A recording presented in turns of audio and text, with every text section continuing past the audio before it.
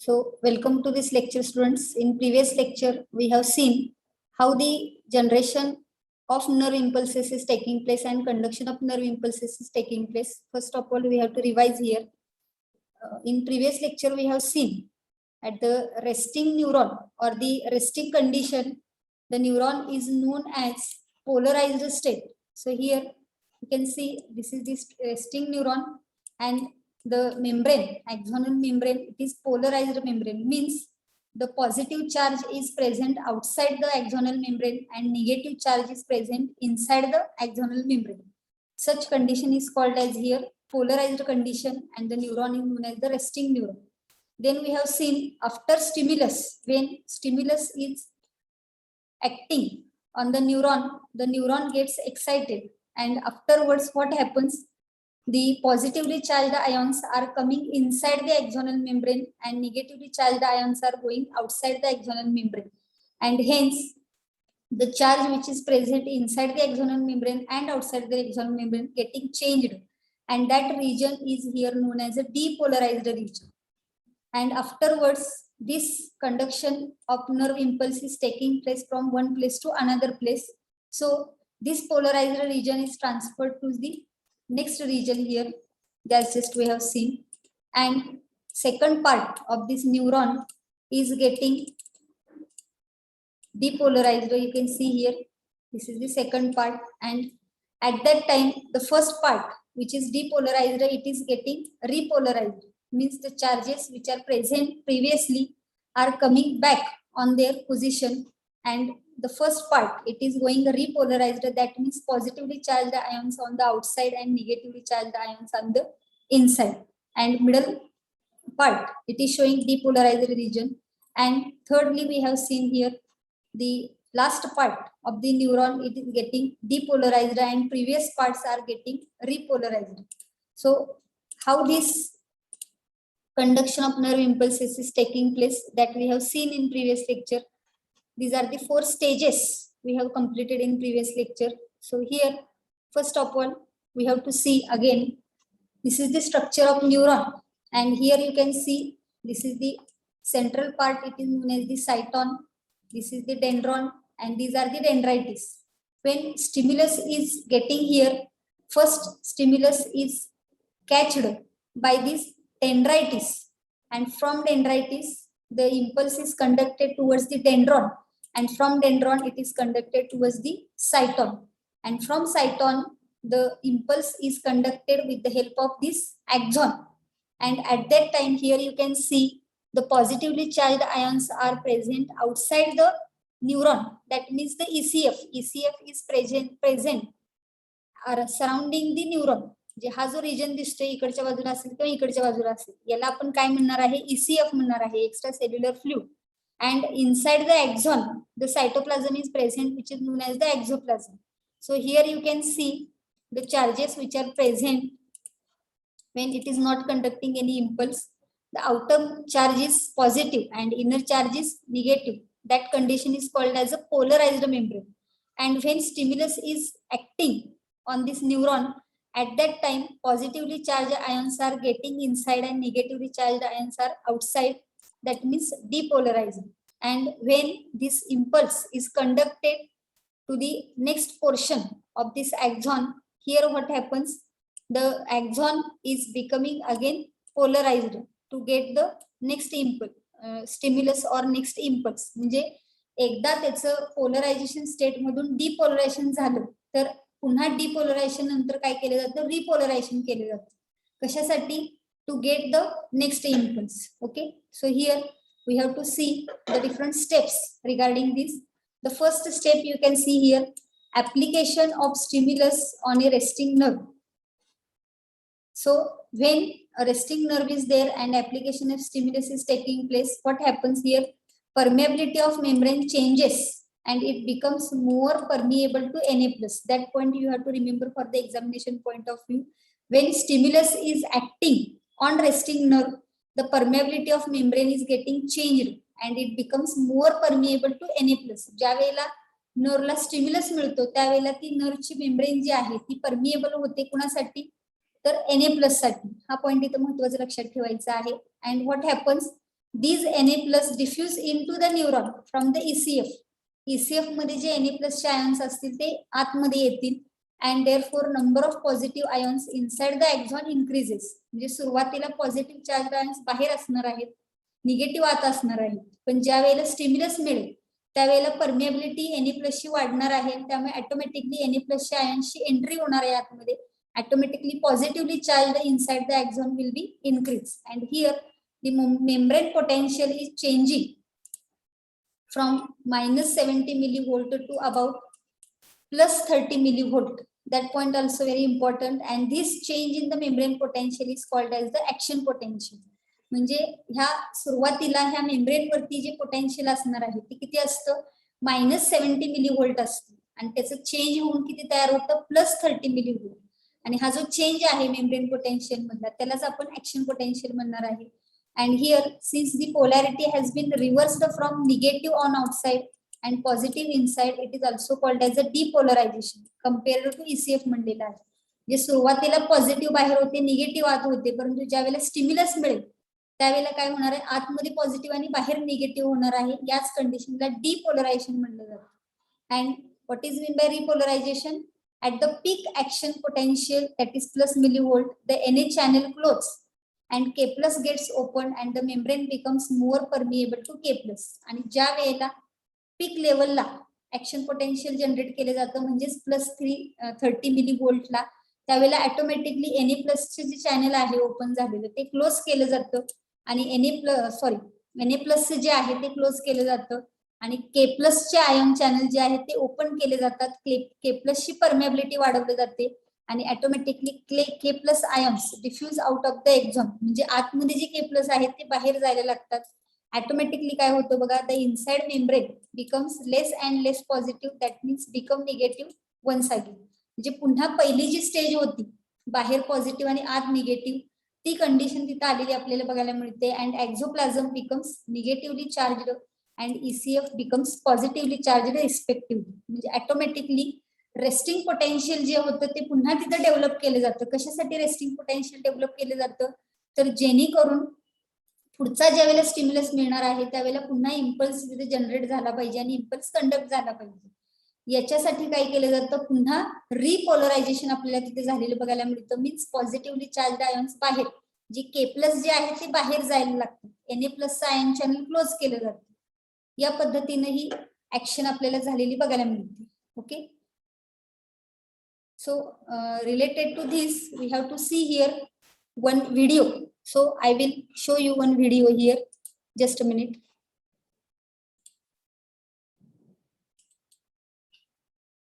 So here you can see, so this is the neuron. You can see here the structure of neuron. This is the cyton, this is the dendron, dendrites, and this is the axon. So when, just a minute.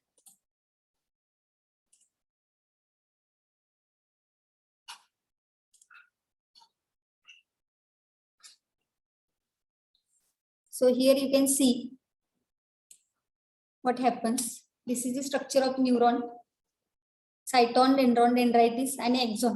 ज्यावेळेला stimulus मिळणार आहे बघा, डेंड्रायटिस कडून तो सायटॉन कडे जाईल, सायटॉन कडून तो एक्झॉन कडे जाईल, इकडे टिलेडेंड्रॉन्स असणार आहेत जे मसलला आणि आपले बॉडी ग्लँड्स असतील, मसल्स असतील ते अटॅच केले जातील. आता इथं आपण जो चार्ज बघितलेला होता तो तुम्हाला इथं बघायला मिळेल. हे रेस्टिंग मेम्ब्रेन पोटेन्शियल म्हणजे काय बघा, ही न्यूरॉनची सेल आहे, इनसाइड सेल म्हणलेला आहे. आत पॉझिटिव्ह चार्ज असतो, आत निगेटिव्ह आणि बाहेर पॉझिटिव्ह. मग इथं हा जो दिसतोय तुम्हाला सोडियम आणि पोटॅशियम पंप, आतमध्ये सोडियमचे आयन जास्त आहेत, बाहेर पोटॅशियम. परंतु ज्या वेळेला स्टिम्युलस मिळणार आहे त्यावेळेला काय केलं जातं ती माहिती आपल्याला इथं बघायची आहे. हे पोटॅशियम आणि सोडियम चॅनल जे आहेत ते कशा पद्धतीने ओपन आणि क्लोज होतात ते या डायग्राम मध्ये तुम्हाला लक्षात येईल. तर ज्या वेळेला रेस्टिंग मेम्ब्रेन पोटेन्शियल आहे बघा, बाहेर पॉझिटिव्ह चार्ज आहे, आत निगेटिव्ह चार्ज आहे, दोन्ही बाजूला पण बघा न्यूरॉनच्या बाहेर जो चार्ज आहे तो पॉझिटिव्ह आहे, आतमध्ये जो आहे तो निगेटिव्ह आहे. यालाच आपण काय म्हणणार आहे, रेस्टिंग पोटेन्शियल म्हणणार आहे आणि रेस्टिंग मेम्ब्रेन पोटेन्शियल म्हणलं जातं. आणि मग काय होतं बघा, इथं असे दोन चॅनल्स दाखवलेले आहेत. K+ साठीचा एक चॅनल आहे आणि Na+ साठीचा एक चॅनल आहे. ज्या वेळेला स्टिम्युलस मिळणार आहे त्यावेळेला ही जी मेम्ब्रेन आहे ती कुणाला परमिएबल होणार आहे आपण बघितलं होतं, Na+ साठी परमिएबल होते असं म्हणलेलं होतं आपण, बरोबर. आणि स्टिम्युलस मिळाल्यानंतर ऑटोमॅटिकली Na+ ची आयनची एंट्री आतमध्ये होईल आणि K+ साठी लेस परमिएबल असेल आणि Na+ आतमध्ये आल्यामुळे आतला चार्ज काय होईल बघा, पॉझिटिव्ह. इथे तुमच्या लक्षात येईल हा पॉझिटिव्ह चार्ज झालेला आहे बघा. म्हणजे Na ची आतमध्ये एंट्री जशी जशी होईल तसा चार्ज काय होणार आहे, चेंज होणार आहे. बाहेर निगेटिव्ह आणि आत पॉझिटिव्ह या पद्धतीने मेम्ब्रेन पोटेन्शियल चेंज झालेलं आपल्याला बघायला मिळेल. या कंडिशनला ऍक्शन पोटेन्शियल जनरेशन म्हणजेच आपण त्याला डिपोलरायझेशन म्हणलेलं आहे. Okay, so here you can see outside the cell पासून काय होणार आहे, Na+ आतमध्ये येणार आहेत न्यूरॉन मध्ये आणि ऑटोमॅटिकली आतमध्ये पॉझिटिव्ह चार्ज वाढत जाईल. हे कधीपर्यंत वाढणार आहे, एकदा का मेसेज पुढे ट्रान्सफर झाला की ऑटोमॅटिकली Na+ ची चॅनल बंद होतात आणि K+ ची चॅनल ओपन होतात. त्यालाच आपण काय म्हणलेलं, रिपोलरायझेशन म्हणलेलं आहे. कारण एका ठिकाणाहून मेसेज जो आहे कंडक्शन ऑफ इम्पल्स पुढे गेल, जसं पुढे जाईल तसं बघा आता पुन्हा K+ बाहेर जाणार आहे, Na+ ची एंट्री बंद झाली, K+ बाहेर जाणार आहे, म्हणजे ऑटोमॅटिकली आतमधला पॉझिटिव्हली चार्ज आयनची संख्या कमी होणार आहे आणि निगेटिव्ह चार्ज पुन्हा येणार आहे. ह्यालाच आपण काय म्हणलेलं आहे, रिपोलरायझेशन म्हणलेलं आहे. Okay, so in this way we can see here. I hope you understand here what is mean by the conduction of generation of impulse and conduction of impulse. Okay, so next point here we have to see the transmission of impulse through synapse. Means आता जे आपण बघितले ते एका neuron मध्ये कसं conduction होतं ते बघितलं. डेंड्रायटिस कडून डेंड्रॉन कडे, डेंड्रॉन कडून सायटॉन कडे, सायटॉन कडून एक्झॉन कडे, हे एका न्यूरॉन मधलं आपण बघितलं. But when this impulse is carried from one neuron to another neuron, what happens that we have to see here. So the point is transmission of impulse through synapse. In 11th standard we have seen the functional junction between two neurons or the communication junction between two neurons is called as the synapse. So here a synapse is a junction between two neuron cells which allows transmission of impulse by a neurotransmitter bridge. So when the two neurons are very close to each other, at that time a functional contact is present in between those two neurons, which is known as the synapse. And particularly the synapse is showing three parts. The first part is known as the presynaptic membrane or presynaptic neuron. Second part is known as the postsynaptic neuron or postsynaptic membrane, and third is known as the synaptic cleft. These are the three different parts which is present in synapse. So here we have to see first of all the information about these three parts. The first is known as the presynaptic neuron or presynaptic membrane. This neuron is carrying impulse towards the synapse. Means it is the first neuron which is carrying impulse towards the synapse, that is known as the presynaptic membrane or presynaptic neuron. Second is known as the postsynaptic neuron or postsynaptic membrane. Here it is the neuron receiving input at the synapse. It is also known as the generator region, that is gland or muscle. म्हणजे जो message पहिल्या neuron कडून आलेला आहे तो message ज्या neuron कडून receive केला जातो तो सेकंड न्यूरॉन असणार आहे. त्याला इथं काय म्हणलेलं आहे, पोस्ट सिनेप्टिक न्यूरॉन और मेम्ब्रेन म्हणलेलं आहे. त्याला जनरेटर रिजन, ग्लँड और मसल म्हणलं जातं. आणि थर्ड जो आहे synaptic cleft, it is a small intercellular space which is present between two neurons having a width about 20 to 30 nanometer between them. Presynaptic neuron आणि पोस्ट सिनेप्टिक न्यूरॉनच्या मध्ये एक छोटीशी स्पेस असते, intercellular space, which is about 20 to 30 nanometer. That space is known as a synaptic cleft. Okay, and here the process by which the impulse from presynaptic neuron is conducted to the postsynaptic neuron is called as the synaptic transmission. Means when the impulse or the message is conducted from presynaptic neuron to the postsynaptic neuron, such transmission is known as a synaptic transmission. कारण इथं सिनॅप्सच्या माध्यमातून काय झालेलं आहे, conduction झालेलं आहे.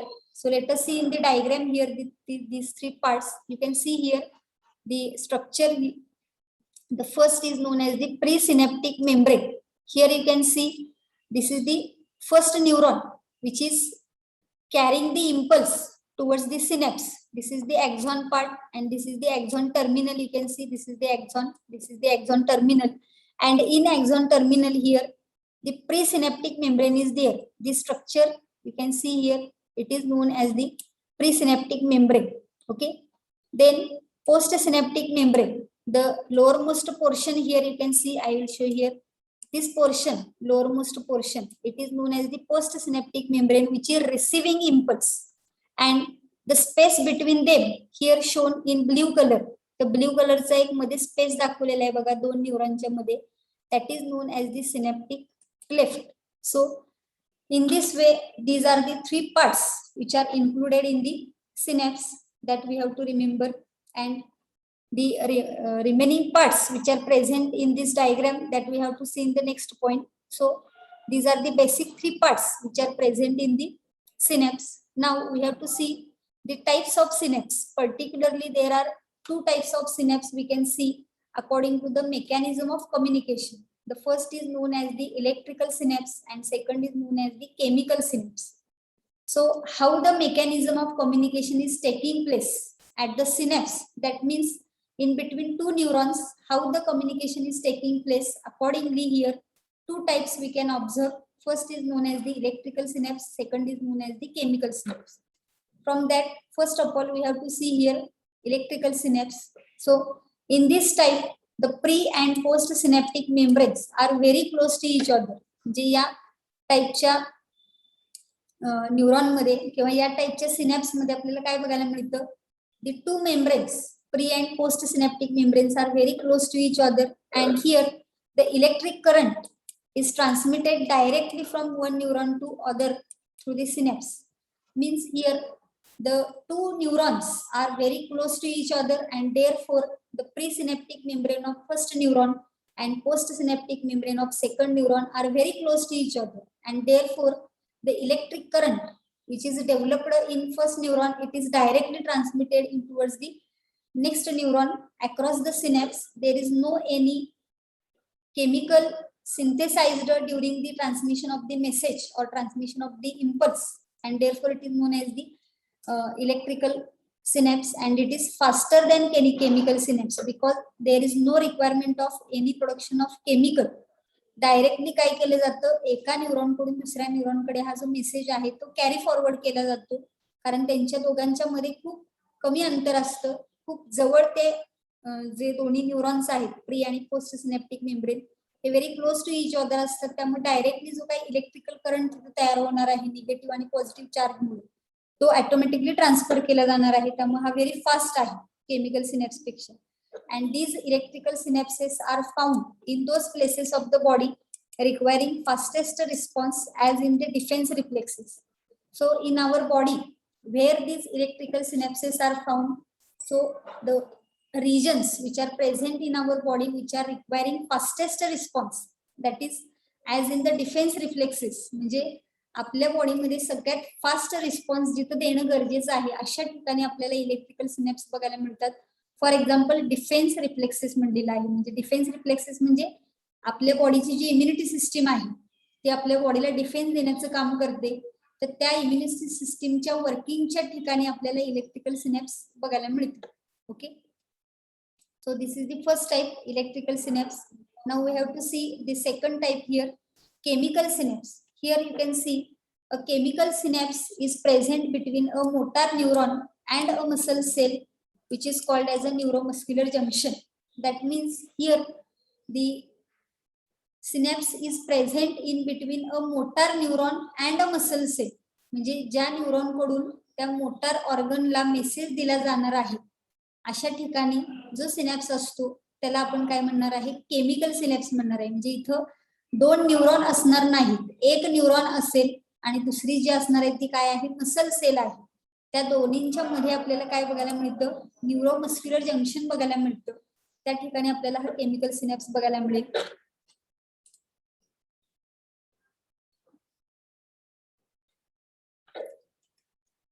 So let us see the next point.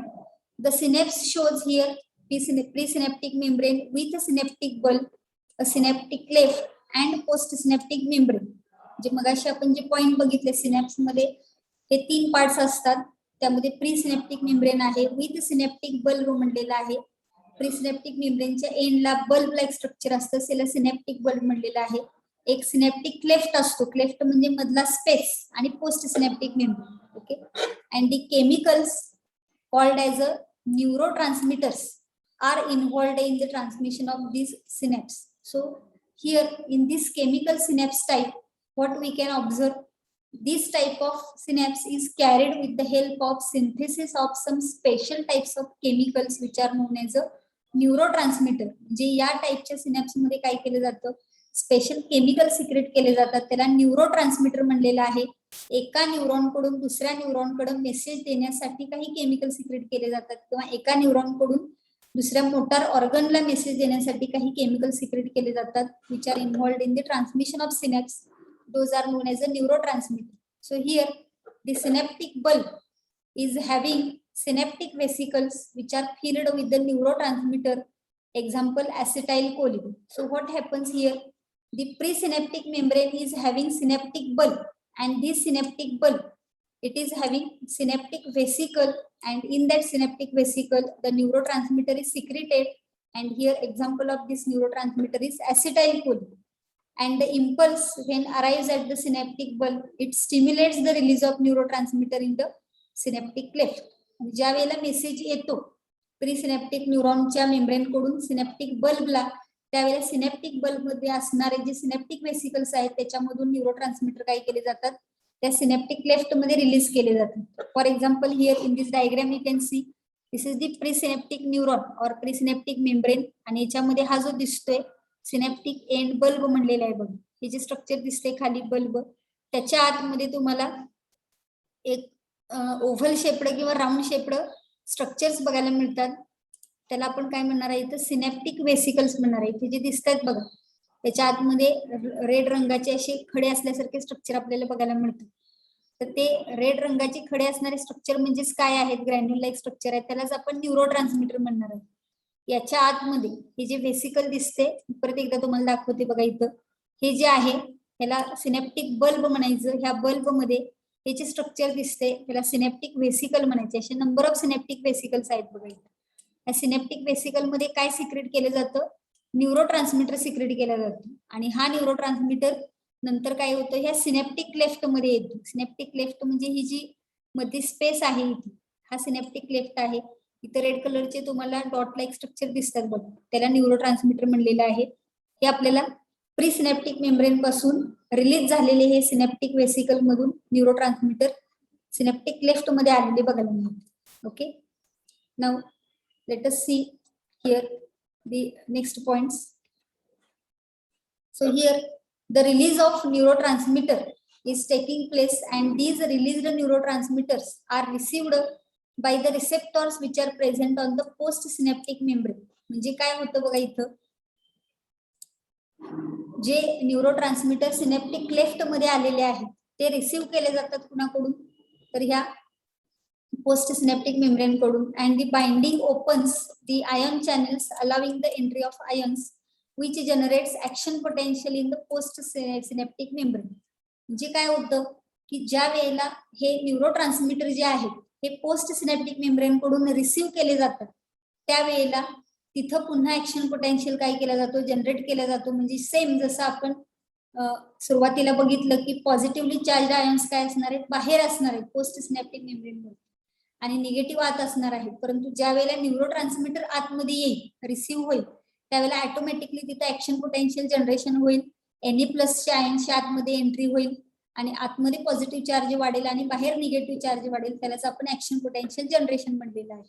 तर हे डेव्हलपमेंट झालेले आपल्याला बघायला मिळेल. आणि once this impulse is transmitted further, the neurotransmitter is immediately removed from the synaptic vesicles or synaptic cleft by the enzymes cholinesterase to make it ready for the next impulse. आणि एकदा का synaptic cleft मधून message post synaptic membrane कडे गेला की automatically काय केलं जातं, जे न्यूरोट्रान्समीटर आहेत सिनेप्टिक वेसिकल मध्ये सिक्रेट झालेले ते रिमूव्ह केले जातात. त्याच्यासाठी एक वेगळं एन्झाइम इथं सिक्रेट केलं जातं, त्याला कोलिन इस्टरेज म्हणलेलं आहे. कारण पुढचा मेसेज ज्या वेळेला येईल, पुढचा इम्पल्स ज्या वेळेला येईल, त्यावेळेला पुन्हा सिनेप्टिक वेसिकल मध्ये ते न्यूरोट्रान्समीटर सिक्रेट केले जातात, पुन्हा ते सिनॅप्टिक वेसिकल मधून रिलीज होतात, सिनॅप्टिक क्लेफ्ट मध्ये येतात, पोस्ट सिनॅप्टिक मेम्ब्रेन कडून ते रिसीव्ह केले जातात. या पद्धतीनं एका न्यूरॉन कडून दुसऱ्या न्यूरॉन कडे हा जो मेसेज आहे तो कॅरी फॉरवर्ड केला जातो. तर त्यासाठी इथं तुम्ही पुन्हा एकदा डायग्राम बघा. ही प्री सिनॅप्टिक न्यूरॉन आहे, हा प्री सिनॅप्टिक एंड बल्ब आहे, सिनॅप्टिक क्लेफ्ट आहे आणि हा पोस्ट सिनॅप्टिक न्यूरॉन आहे. हे 4 पार्ट्स आपल्याला पहिल्यांदा बघायचे आहेत. याच्यामध्ये तुम्ही बघा की नर्व इम्पल्स जो आहे तो प्री सिनॅप्टिक न्यूरॉन कडून आलेला आहे.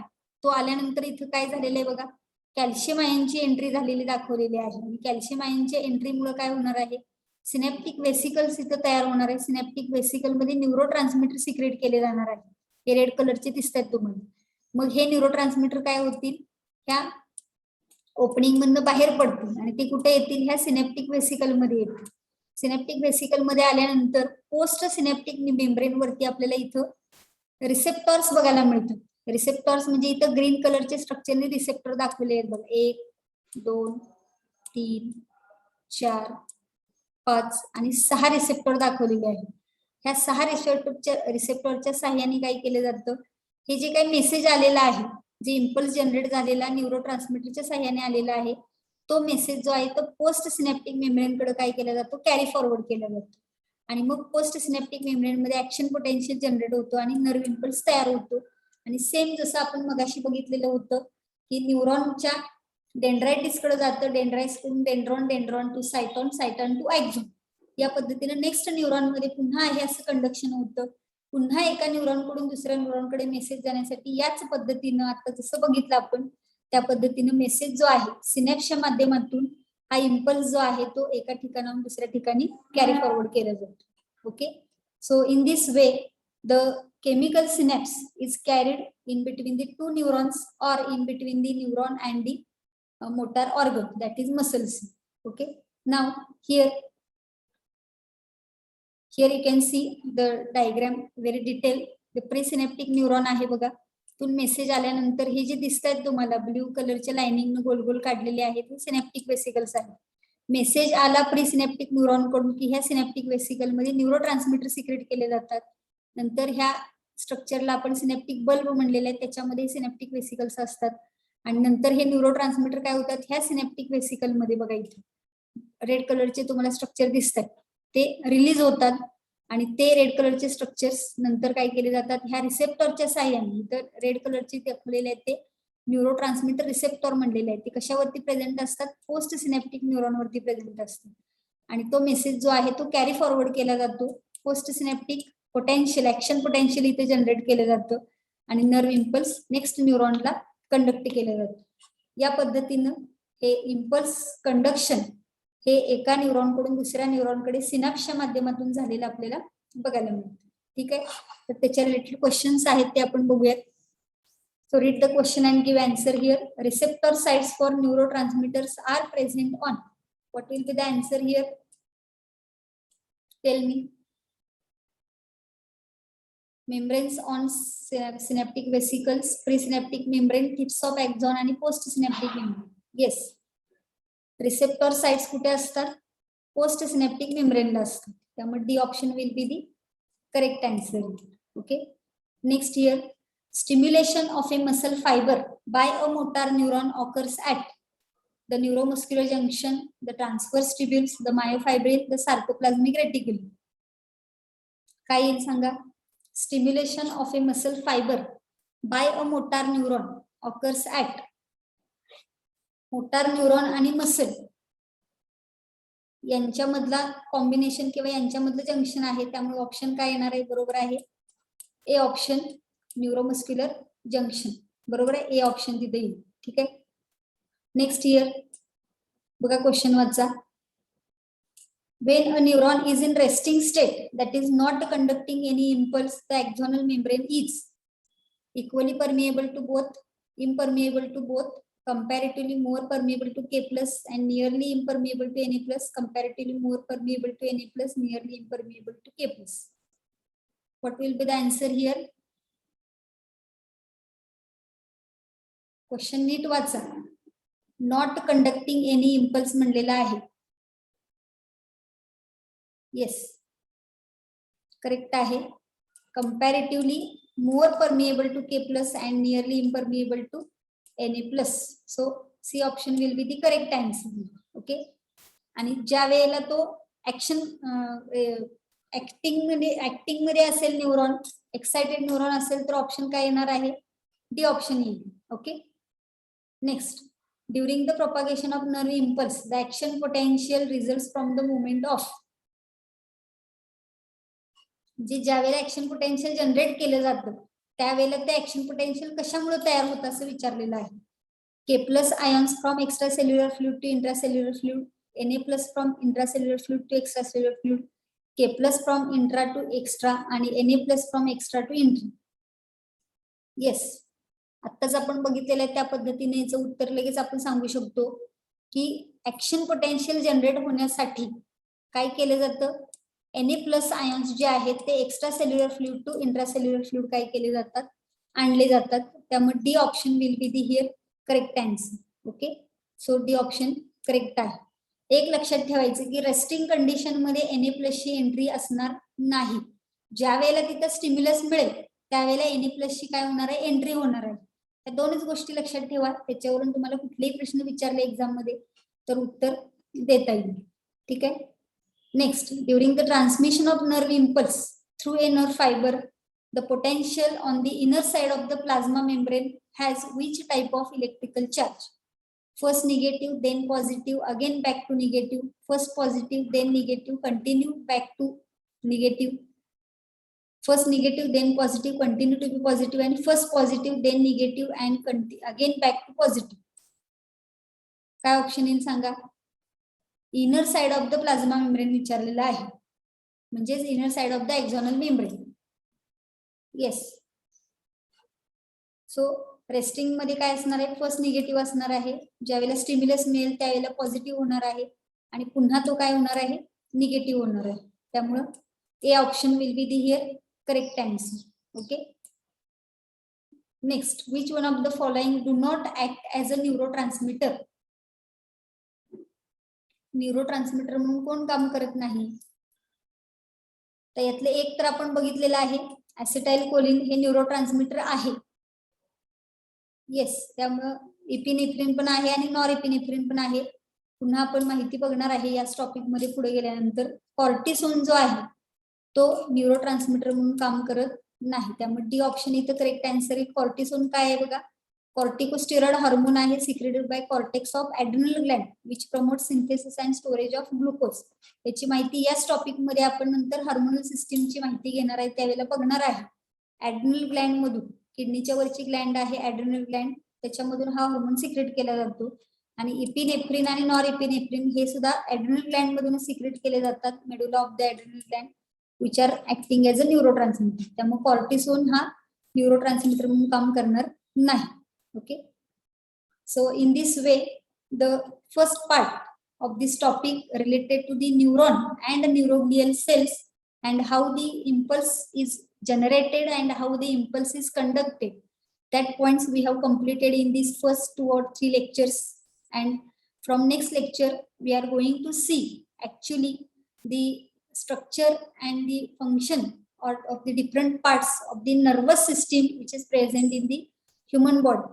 The main part from this topic, that is the nervous system, that we have to start in the next lecture. Okay, so only 1 minute is remaining.